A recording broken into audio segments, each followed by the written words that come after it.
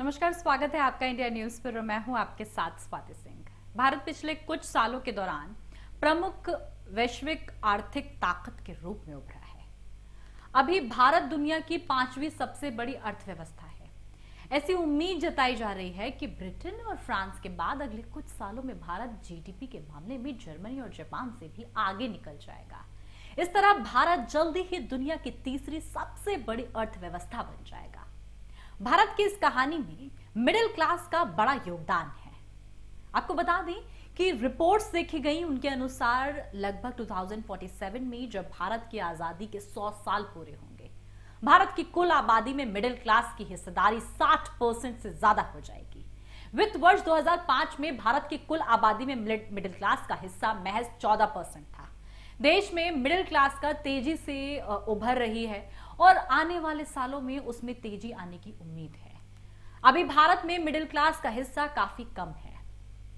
Price ice लगभग 360 सर्वे के अनुसार आपको बता दें कि वित्त वर्ष 2021 में भारत की कुल आबादी में मिडिल क्लास का हिस्सा 30% है और वह अगले 10 सालों में यानी कि वित्त वर्ष लगभग 2031 तक बढ़कर 47% और वित्त वर्ष 47 तक 61% जाने की उम्मीद है। दूसरे शब्दों में अगर आपको बताएं तो जब भारत आजादी के 100 साल पूरे कर रहा होगा, तब भारत में मिडिल क्लास के लोगों की संख्या 1 अरब से ज्यादा हो जाएगी। जैसे जैसे भारत में मिडिल क्लास के लोगों की संख्या बढ़ेगी, भारत की प्रति व्यक्ति आय भी बढ़ती जाएगी। एसबीआई रिसर्च के मुताबिक आपको बता दें कि अभी भारत की प्रति व्यक्ति आय करीब $2500 है, जो भारतीय करेंसी के करीब 2 लाख रुपए होती है। यह आंकड़ा पिछले वित्त वर्ष का है। अब एसबीआई रिसर्च के अनुसार भारत की प्रति व्यक्ति आय 2046 से 47 में बढ़कर $12,400 तक पहुंच जाएगी, यानी कि 2047 तक भारत की प्रति व्यक्ति आय 14.9 लाख रुपए हो जाएगी।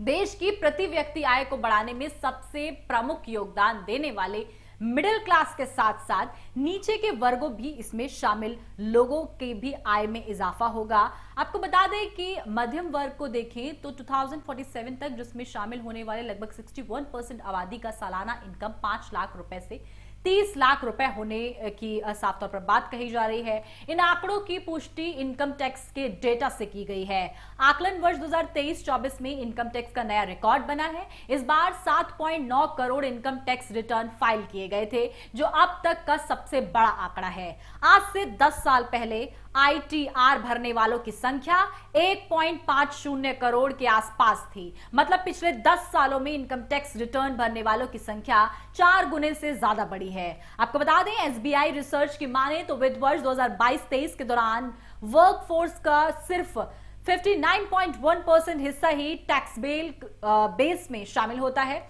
वित्त वर्ष 2047 तक इसका हिस्सा बढ़कर 78% तक पहुंच जाएगा और 56.5 करोड़ लोग टैक्सेबल बेस के दायरे में साफ तौर पर किस तरीके से उसके दायरे में आ जाएंगे। इधर एसबीआई रिसर्च के अनुसार भारत के लोग लगातार उच्च ब्रैकेट में शिफ्ट हो जाएंगे और अच्छी बात यह है कि इसका मतलब है कि रफ्तार भी लगातार बढ़ेगी और भारत की एक नई तस्वीर उभर कर सामने आएगी। इस वजह से तमाम अपडेट के लिए हमारे साथ बने रहें, देखते रहें इंडिया न्यूज। धन्यवाद।